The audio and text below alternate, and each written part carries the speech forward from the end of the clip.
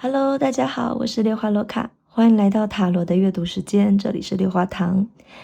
今天为大家选读的题目是新恋情即将来袭，你已经准备好迎接心动暴击了吗？为大家准备4个选项，第一个选项是桃子汁和好消息卡牌，第二个选项是柳橙苏打和来自远方消息的卡牌，第3个选项是冰可可和疗愈的卡牌，第4个选项是蜂蜜绿茶和释放情感的卡牌。请大家用直觉选择一张卡牌，或者从4个饮料里面选择一个现在很想喝的饮料。如果有2个以上都觉得很在意的朋友，也欢迎你们2个都听听看哦。那我们开始吧。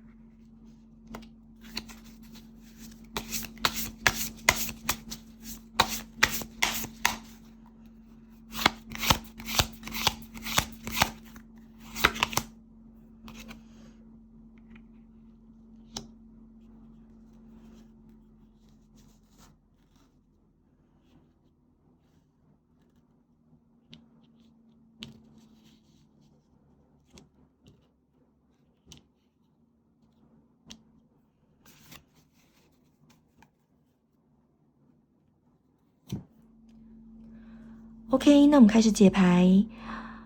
选择第一组的朋友，目前就牌面上而言，我会觉得你们是之前就认识的。这张是力量的牌哦，那力量的牌就代表其实你会有一种宿命感，然后我觉得这个牌让我感觉到你们就是可能会一见到对方就觉得这个人我之前绝对认识过，而且或者是就不会觉得很面生。虽然你们可能是第一次见面，可是你就会觉得他很熟悉，然后或者是你就是觉得你跟他会有一些什么故事发生。然后再来就是因为你看这边这个女性跟这个就是狮子有点在对抗的感觉嘛，所以我有一点感觉就是说不定你们会一开始是那种就是会见到面可能会互相斗嘴，或者是就是彼此可能看不顺眼，或是可能会一开始互呛对方那一种。就是不会一开始就是很甜的2个人，不会。我觉得你们一开始应该是那种就是有点吵，或者是有点就是对，就是讲话会彼此互酸之类这一种的这种朋友。那还有就是对，就是宿命感，就是你会觉得他很特别，就觉得他不一样。好，那这是过去，现在跟未来呢？这2张牌因为是倒着，所以目前看不出来你是在现在还是未来遇到他的，所以我可以确定的就是你们应该是之前就是认识的，之前就遇到过了。那你们相遇的一个情境呢，我会认为是有2种可能，一种就是你们其中一方可能出糗，就是出糗，或者是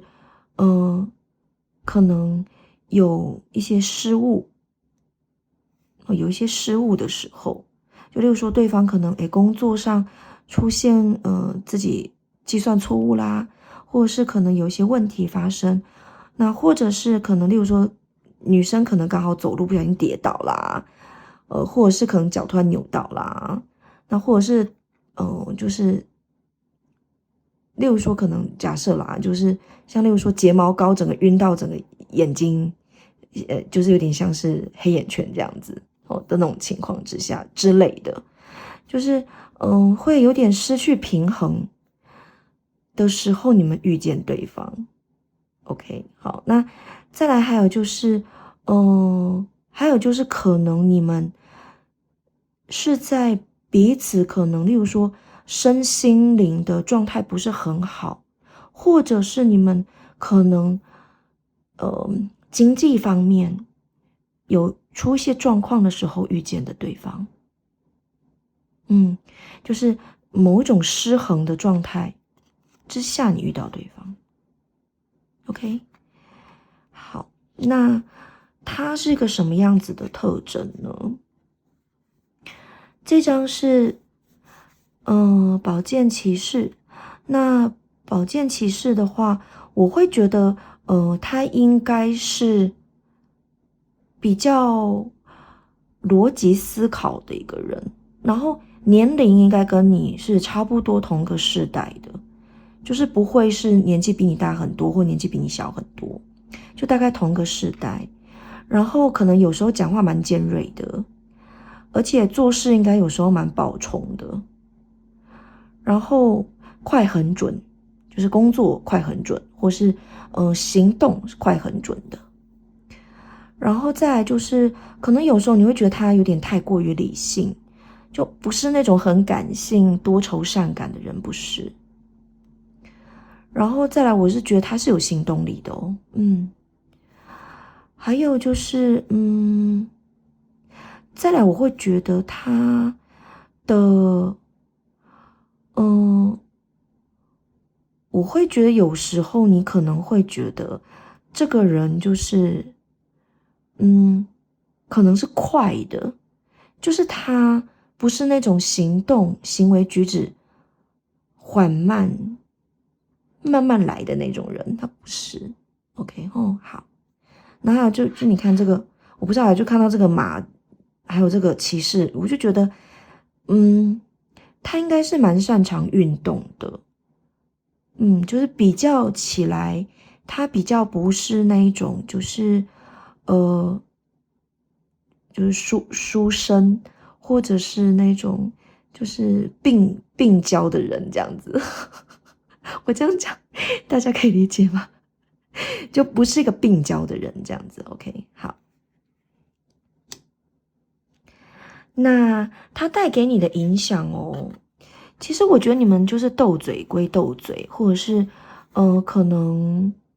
就是有时候可能就是讲话酸对方或什么，但其实我觉得，其实你跟他相处起来，你会觉得蛮开心的，这其中之一。那其二呢，就是我会觉得，你可能说不定，我不知道有这种情况，就是你可能在跟他相处，就是只要他在，或者是你可能跟他聊完天之后，或者是你跟他传完讯息之后，你就会觉得你一整天是顺的，就是一整天会遇到一些好事情，然后开心这样子。然后要不然就是你本身你跟他的相处模式带给你影响，就是斗嘴归斗嘴，可是其实你内心会觉得很有趣、很好玩，然后你自己本身也可能很不 care， 你就是觉得他有趣这样子啊，就有个人可以跟你斗嘴这样。OK， 那接下来我们来看一下建议哦。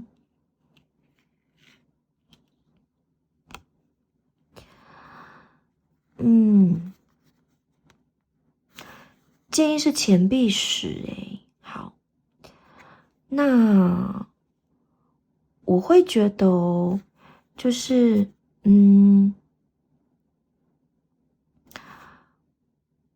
我会觉得第一点就是你们两个人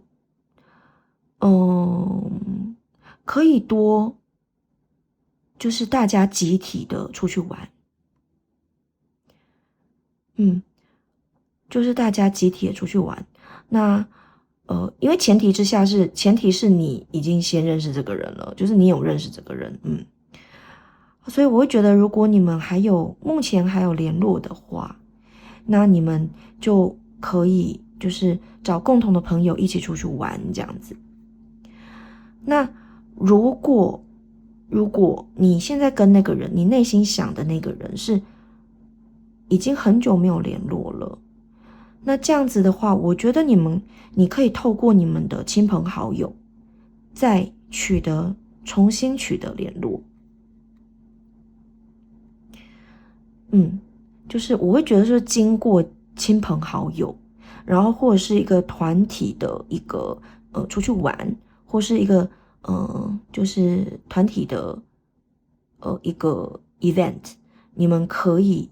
有新的交流，或者是我觉得也许你可能之后会在某一个可能例如说你们共同朋友，或者是共同朋友的朋友例如说可能生日 party， 或者是可能在一些例如说可能别人的婚宴上你们会遇到对方，就是又再重逢。那或者是经过亲朋好友再次取得联络。那如果已经有就是可能不是那么久没有联络的朋友，那我觉得你们很适合就是大家约一群人出去玩。那我觉得你们的感情线会开始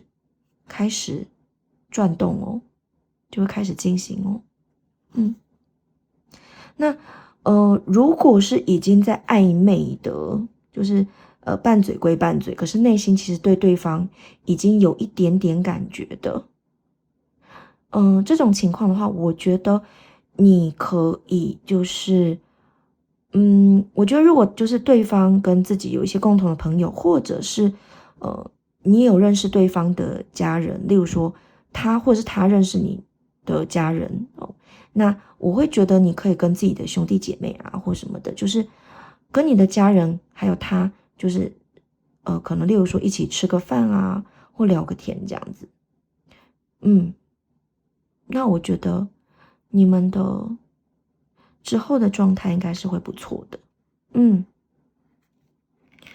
OK， 好，那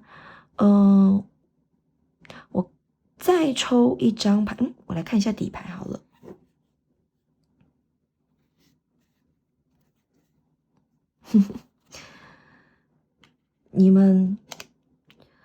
我觉得你们两个人会彼此不承认喜欢对方再来一张，看一下你们之后的状态。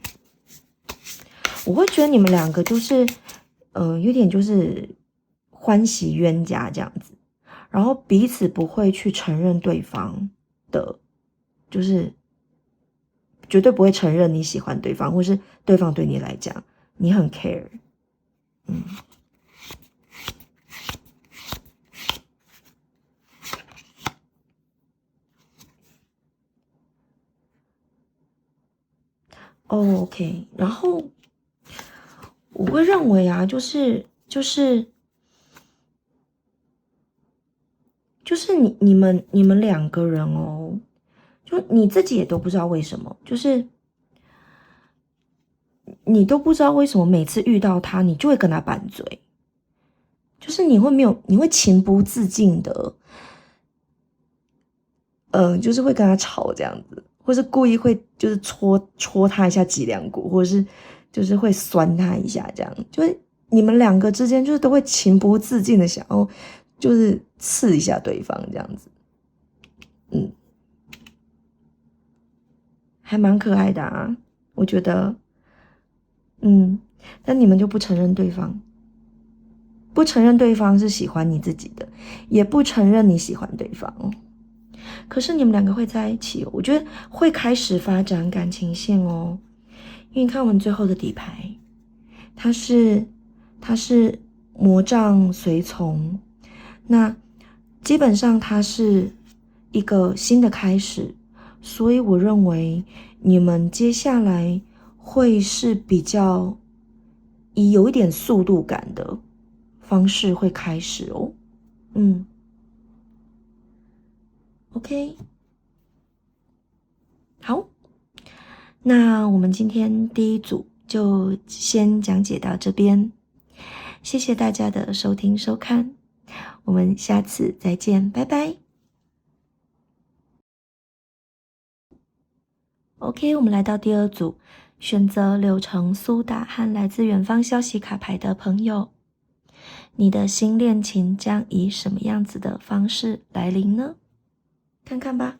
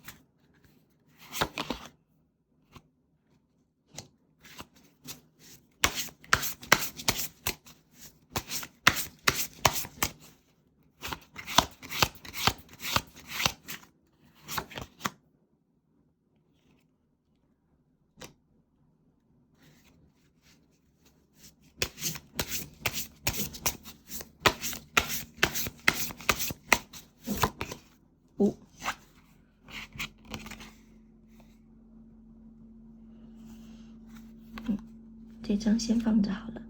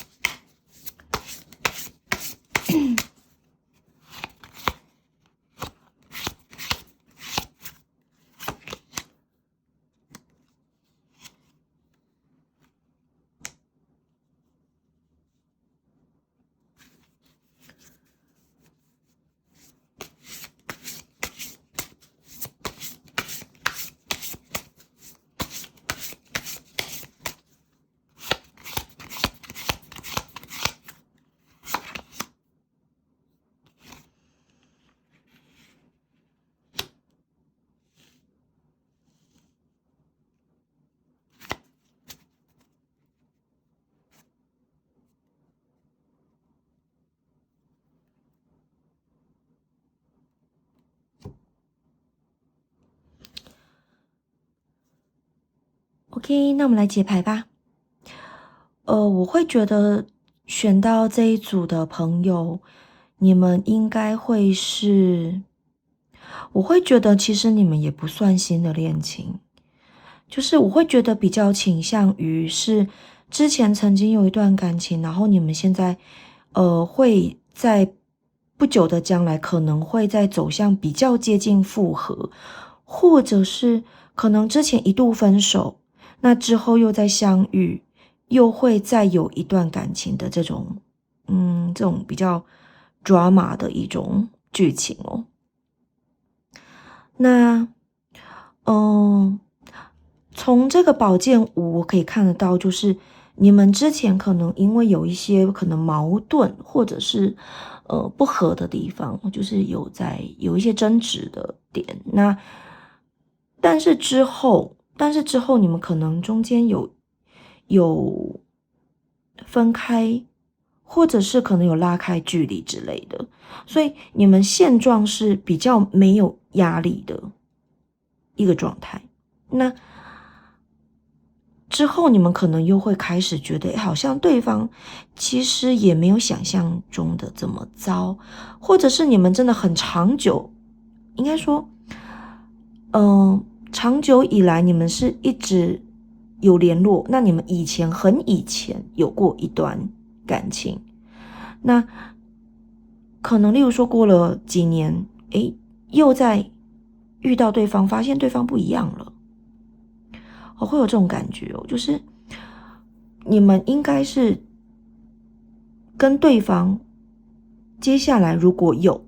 感情线的话，应该是第二次的恋情，第二次跟这个人产生一个恋情。那我会觉得你们当初在遇到对方的时候，就是我在说的是你们可能之前最一开始你们两个人相遇的时候，你们的状态应该是其中有一方或者是两方是可能经济非常窘困，或者是你的身心灵呈现一个完全疲惫不堪的一个状态。然后而且其中一方有可能是还有另外一个感情，就是例如说可能那个时候其中某一个人他是有男朋友有女朋友，或者是有老公老婆，或是已经有暧昧对象的，但是却没有，那个时候是还没有跟那个人分手，可是你们就遇到对方的一个状态。那接下来是他是一个什么样子？我觉得他是一个不是那么主动的会想要去做事的人，就是不是那么喜欢工作的一个人。因为我们其实周遭有一些人嘛，就是有分很喜欢工作的人跟其实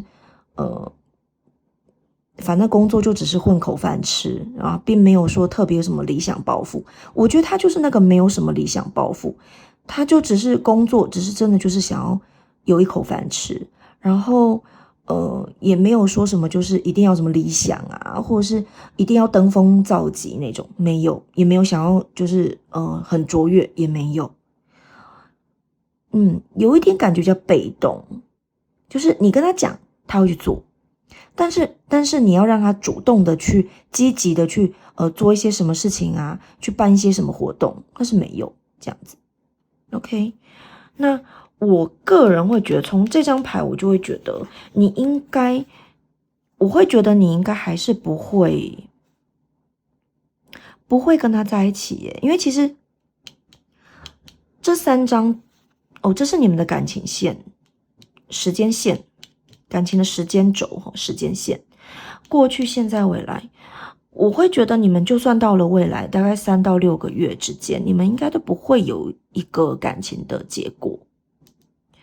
就是会有那种好像他也还没有那么糟，他似乎没有那么糟的感觉，但是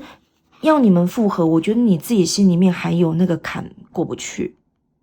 就我觉得你是不会，至少现在这个阶段，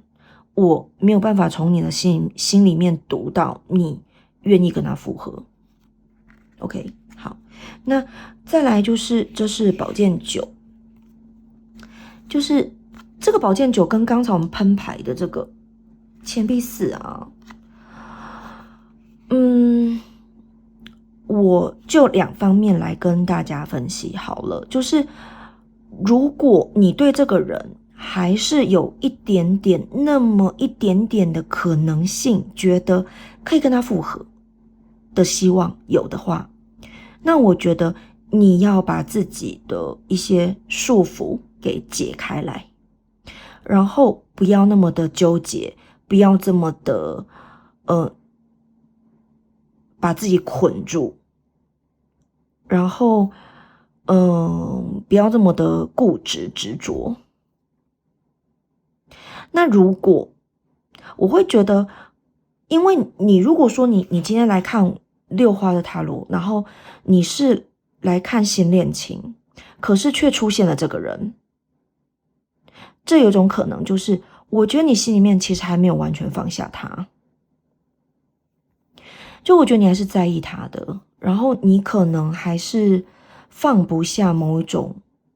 个部分，就是你自己放不下，过不去那个坎或放不下。那我会觉得，如果是这样子的情况之下的话，你自己本身是还没有准备好开始接受新恋情。那六花其实常有在说，就是你的心里面要有空位了，别人才能够住进来。所以我觉得你必须要先把自己准备好，因为我目前看到的牌面是你完全也都还没有准备好。你看我们这边的底牌是宝剑10，那宝剑9，钱币4倒着，我会觉得你要放开，这边是叫你要放开自己，解放自己。那这张牌是代表，我觉得你身上还充满了之前的一些创伤跟一些痛苦，你没有办法，还没有办法过这一关。所以我觉得你还没有完全的把自己整理好，才会在今天这个牌组出现了这样子的一个牌面。给你个建议好了，再给你一个建议好不好？如果要遇到真的期待遇到一个新的恋情，我们该怎么办呢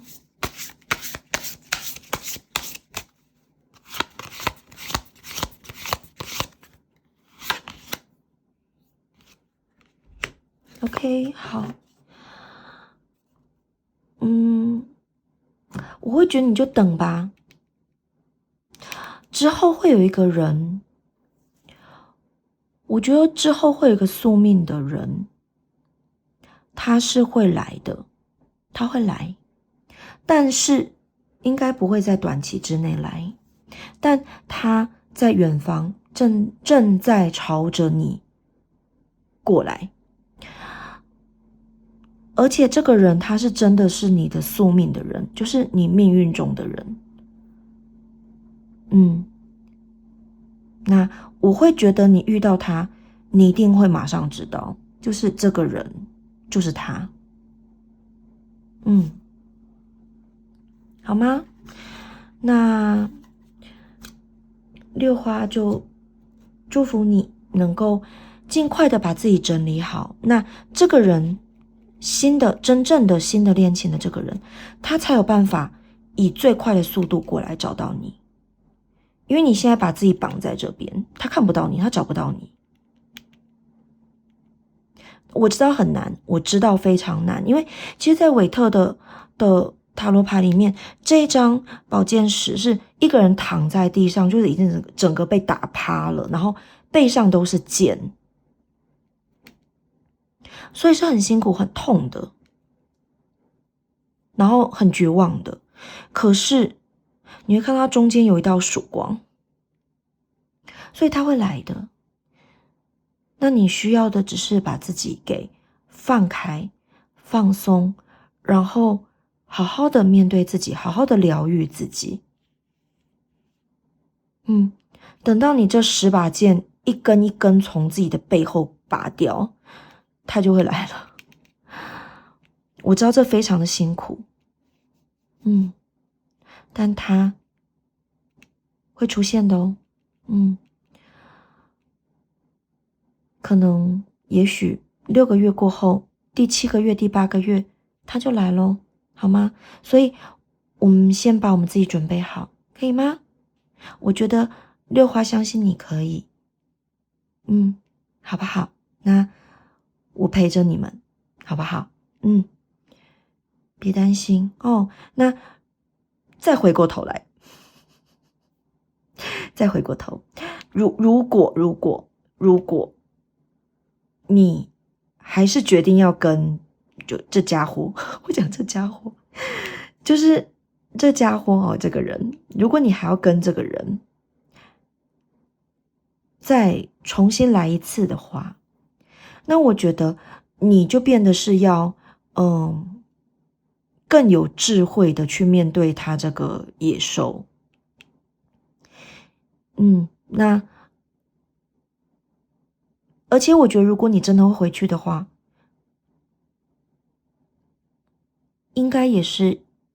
我觉得应该也是命运的安排。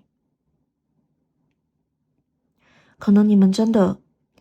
在一些因果上面有什么吧，有这个可能。OK， 好，那我们今天第2组的导读到此结束，谢谢大家的收听收看，我们下次再见哦，拜拜。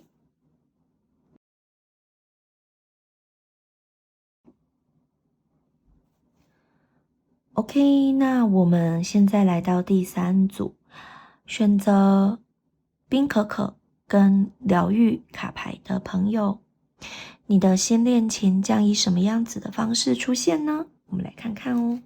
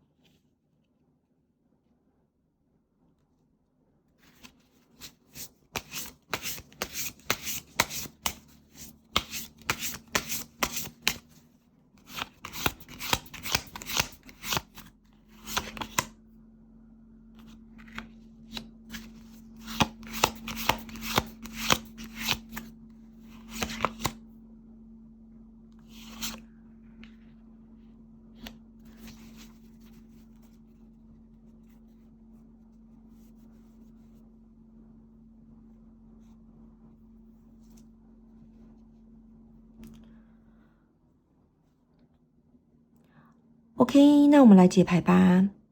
那这一组的朋友，我会觉得，你们应该前阵子认识的，而且你们两个可能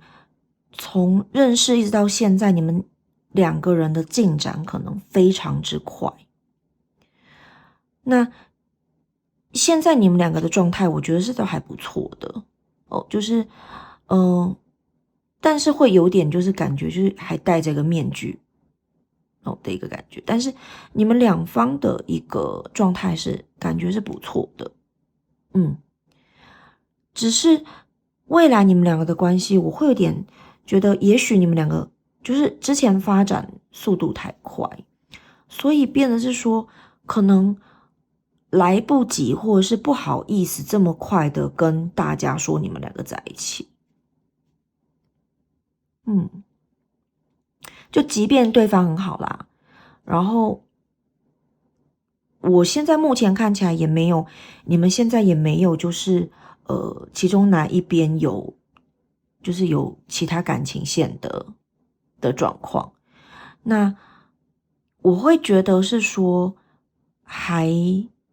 不错，就你们的状态看起来是还不错，只是因为 judgment 它是倒着，我就会觉得也许你们可能发展太快，或是一下子太要好，所以来不及跟大家通知这样子，就是地下恋情或隐藏秘密恋情的一个牌象这样子。那你们遇到对方的，你遇到对方的时候啊，是我觉得应该是有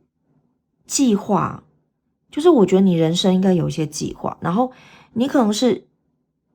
但是你没有去实现，就是还没有实现一些梦想大的计划还没有实现。那可是你每天是很认真的在过生活的一个状态，就非常认真的在过生活，而且有计划在过生活，然后是一个好的状态，只是你心里面应该有一个梦想或理想哦，想要去实现，但还没有。对，然后他是一个怎么样的人？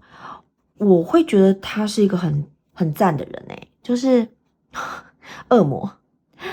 大家都知道六花算到感情最喜欢出现恶魔牌，所以他是一个极度有魅力的一个人。就是他可能没有很漂亮或是很帅，可是你就会觉得他这个人很有魅力。然后再来就是他可能家境不错，或者是他自己本身就是有赚钱，很有赚钱的能力，或者是他的，例如说可能学识，或者是家庭是一个很圆满，学识是一个很丰富的一个人，家庭是圆满的，也就是说他可能原生家庭应该不会是父母离异，或者是例如说可能极端就孤儿的一个状态，或者是说他应该也不会是就是例如说爸妈常常就是互骂，然后会有家暴那种的，不会，就是他的家应该是和乐的，然后家境是还不错的，或者是家庭是富有的，或者他自己本身就是一个能够赚钱的人，所以我觉得他是一个很赞的人哦。那他带给你的影响，我觉得不是很好诶，你要加油诶。我们这样讲，就是说，因为钱币八如果倒着，就代表说，我觉得你跟他这段感情在发展的时候，你会有点忽略到你自己原本的理想，这个就是你可能原本你该做的、该练习的、该苦练的、锻炼自己的部分，我觉得你会变少，就是我觉得你会变放松。然后再来就是有一些事情，可能你就比较迁就，他这样子。OK，所以我会觉得目前对你来讲，我觉得这个人他很好，然后你们两个可能也就是觉得对对方很喜欢什么的，但是我会觉得你们的感情对你的造成的影响是没有那么好的。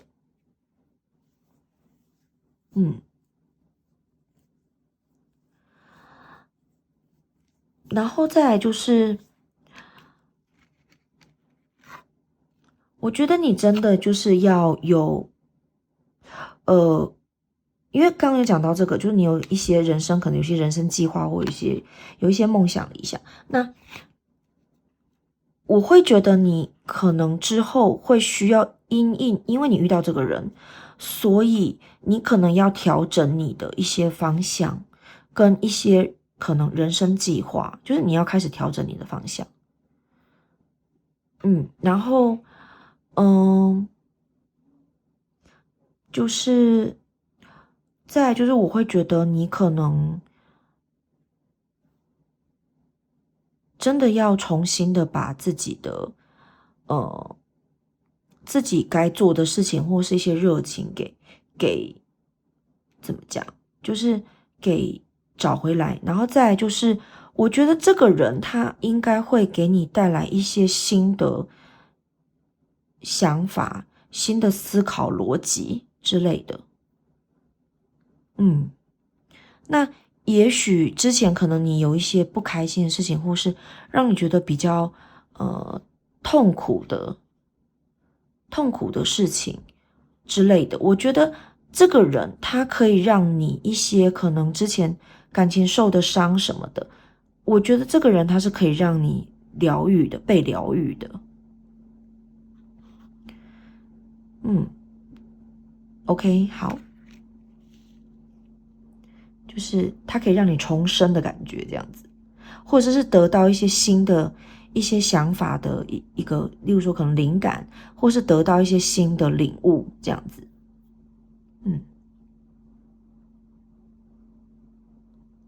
OK，那这是刚才的底牌哦，就是我会觉得你们两个人可能没有那么快的想要宣布，或者是没有那么快的想要确立关系。就是我也不知道为什么啦，但是你们应该有你们自己的原因，而且是两个沟通过的一个结果，就是可能不想要那么快，但是其实实际上你们的进展是快的哦，只是说你不想要那么快的确立说 OK， 他就是我的男朋友，他就是我女朋友这样子，或者他就是我老公，他是我的太太这样子。对，所以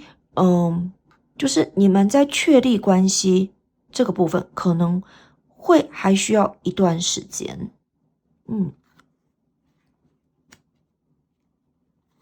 这边看一下该怎么办，好不好？看有什么给你建议。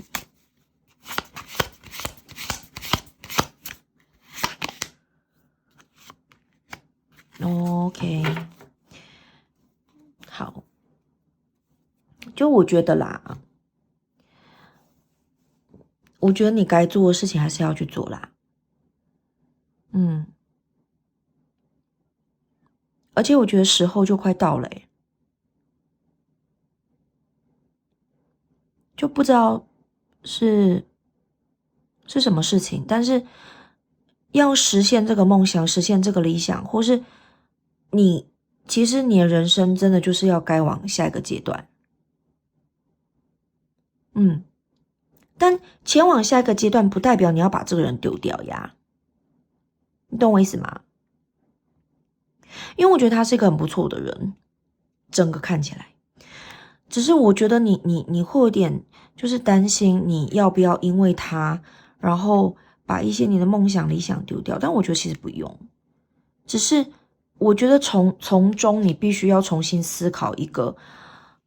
人生计划或是人生的规划，然后你好好跟他转达，就是好好的跟他讲，或者是就是可能你自己心里面要有一个谱啦，但是你该做的事情，你该去的地方，时间到了，你就是该去做了。你不要再偏安在现在这个舒适的感觉里面。我觉得老天爷他是会 push 你去做的哦。OK，好，那其实这一组，我觉得其实你们两个人感觉是还不错的。OK，彼此珍惜咯，好不好？那我们第3组的导读到此结束，谢谢大家的收听收看，我们下次再见，拜拜。OK，我们来到第4组，选择蜂蜜绿茶和释放情感卡牌的朋友，你的新恋情即将以什么样子的方式来到呢？我们看看吧。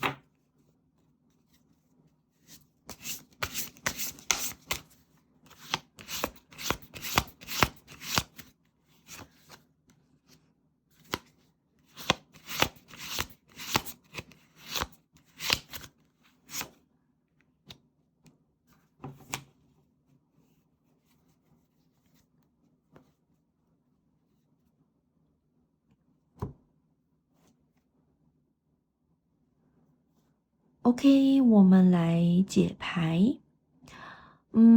首先我觉得以你们的时间轴来看，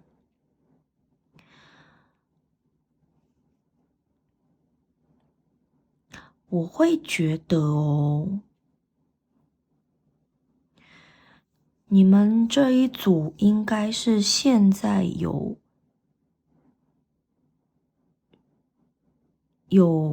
其中一方可能有另外一半的一个情况。那我会觉得你们之前就认识，而且你们之前可能曾经有一段时间非常的接近对方。就是非常快速的两个人是接近的，而且是其实我会觉得应该是有感觉的，有感情的，就是有热情在里面的，但是应该没有确立关系，就是没有说就是两个人是就是确定两个人是在一起，而是就是以很快速的两个人在接近这样子。在之前，那圣杯九倒着，我会觉得是，可是你们那个时候就是没有如愿在一起。那你们现在会是一个比较冷的状态，就是我觉得你们可能彼此是因为有人，所以可能会是一个比较冷的态度去处理现在的一个两个人的感情，就是尽量要就是走人间正道啦，然后不可以有一些不好出轨的事情啊，或者是不可以有一些跟对方暧昧啦，就是我觉得你们现在是处在一个把自己的位置放回去，你们该存在的一个位置上面，可是是有点就是走理性的路线这样子。那我会觉得你们之后还是3到6个月，我觉得你们两个还是不会开始。可是我会觉得你们两个都会变得更有可能在自己的领域里面更好。就是你们虽然没有在一起，可是你们可能遇到对方之后，让你们两个之间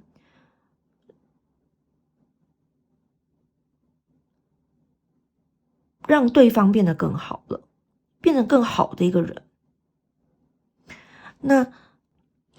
我会觉得你们两个在遇到对方的时候，应该是你们人生可能有很多需要思索，很多需要自己好好的思考的一个时期。就是可能遇到例如说一些人生的分歧点，或是可能一些环境的转换之类的，或是例如人生的一些选择，那我会觉得你们是在这样子的一个时期，需要思考，需要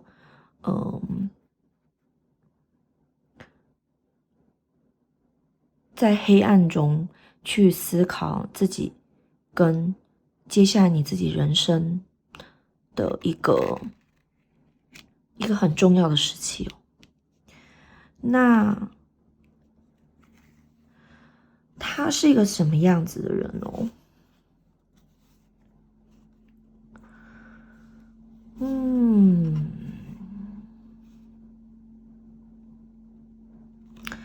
我会觉得他是一个，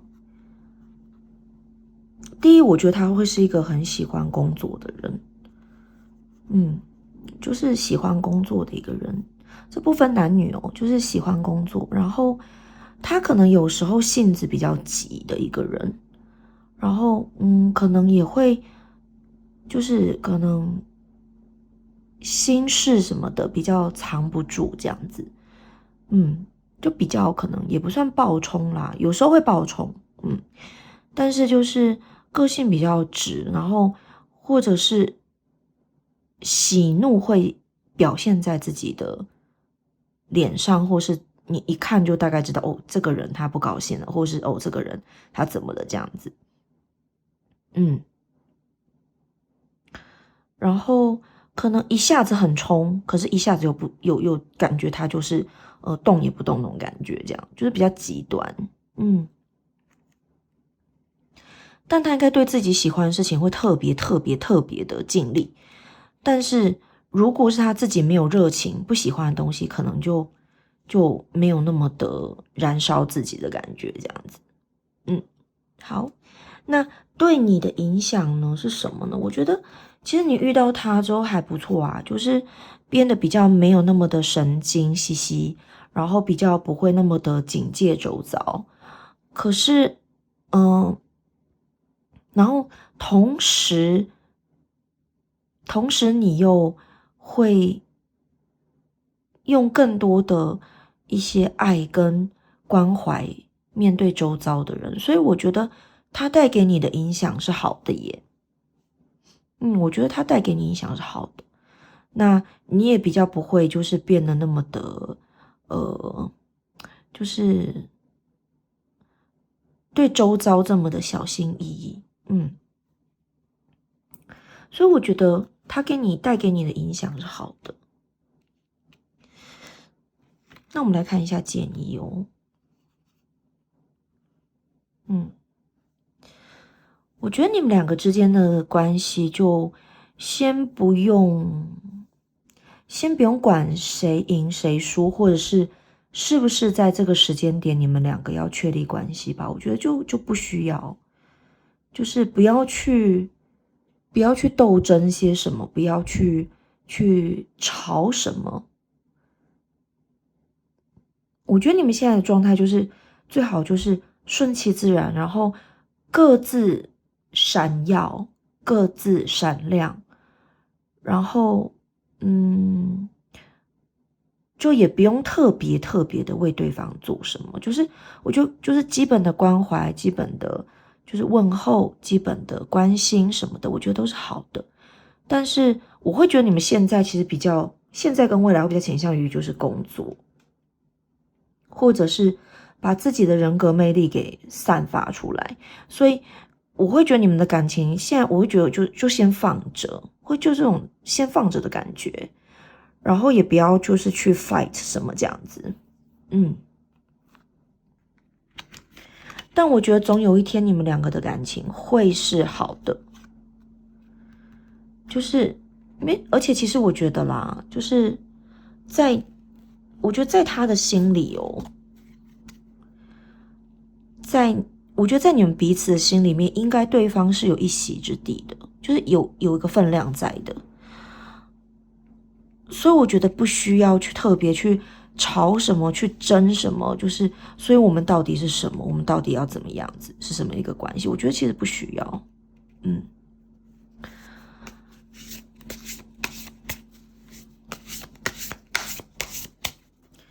看一下你们之后将来会不会有那么一丁点的可能会在一起，好不好？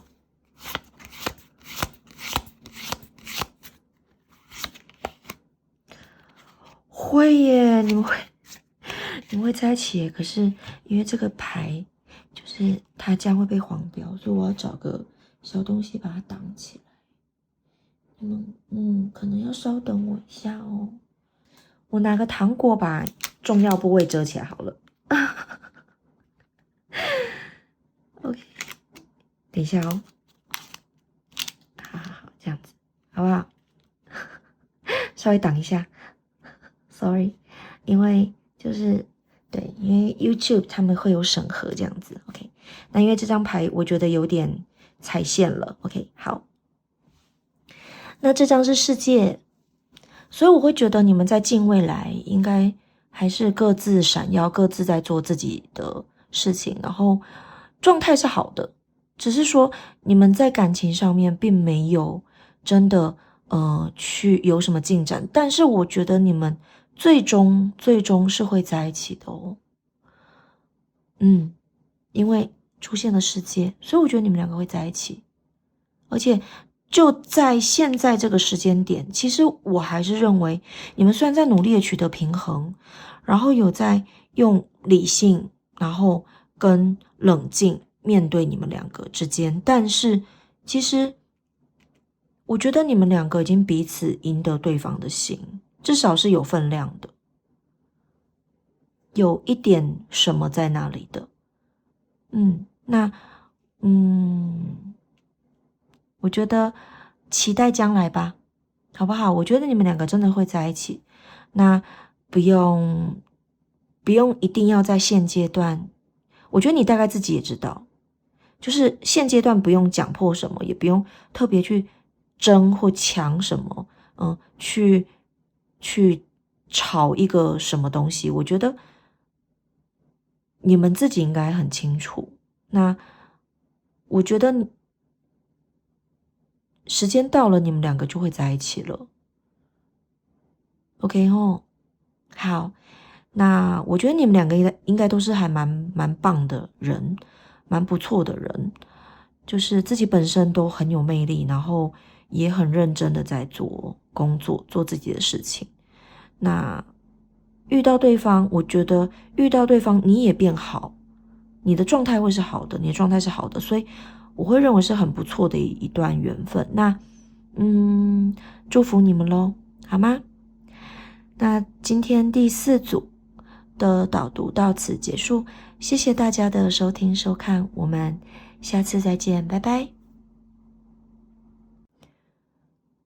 那我们今天4个选项的导读到此结束，谢谢大家的收听收看。最后我还想要给各个组的朋友一些小小的建议，来自神谕牌的建议哦。第一组选到第一组的朋友，我会觉得你们两个才正要开始，那接下来将会有许多美好的，令人雀跃的、欢喜的、幸福的事情会显化在你们之间，好好的把握，多多的珍惜对方哦，好吗？祝福你们。那第二组的朋友，我会觉得你现在的状态虽然很像是这边阴冷潮湿的一个树林的一个状态，但是其实温暖的太阳它正在升起，而且它的光线虽然还有一段时间，但它会慢慢的照耀过来，所以我会觉得你就先把自己整理好，然后期待那个温暖，期待那一道光，它就快来了，好吗？要加油，好吗？祝福你哦。接下来第3组，我会觉得你们两个在一起是彼此温暖对方，而且彼此疗愈对方的。那，而且我觉得，因为经过你们两个彼此的疗愈，我会觉得你们两个人之间的一些可能在一些灵魂的提升，就身心灵的提升上面，我觉得是有帮助的，就会变更好。那我会觉得，其实你已经到了要转化自己更上一层楼的，不管是身心灵，或是你可能你刚刚我们讲到的嘛，就是你可能有些人生计划，那我觉得你已经准备好了，那你接下来会面临到很多很多的一个灵魂的转化 grade up 这样子，不只是感情的部分，我觉得你个人也会迎接来一个很大的一个成长跟转变，祝福你哦。那第4个选项哦，你看这棵树，我觉得这个树是代表你哦。你看旁边好多好多的叶子跟果实，那可是你看它其实把自己包在里面，它并没有把自己完全展现出来。那我会觉得说，你们现在是各自茁壮你们自己的人生，或茁壮你们自己的事业，各自闪亮。但是其实你们彼此是互相依偎的，然后有互相有点像是一种精神上的依托。那我会觉得目前这样子的一个情况不需要改变，但是在你们两个，因为其实我们刚刚看到你们两个在最后的最后其实是会在一起的，走到两个人真的确立关系在一起的这个过程，我会觉得你可以多释放出你的感情，多释放出你的温柔体贴，给对方知道。就是忙归忙，有时候互相彼此的关怀跟扶持，其实我觉得也是一个很大的养分，就是人生的一个很大的养分，这样子。OK， 好，祝福你哦。那以上就是我们4个组的小建议。我是六花 Loca， 今天的导读到此结束。如果大家喜欢我的频道，欢迎大家帮我按赞、分享或者是订阅哦。我们下次再见，拜拜。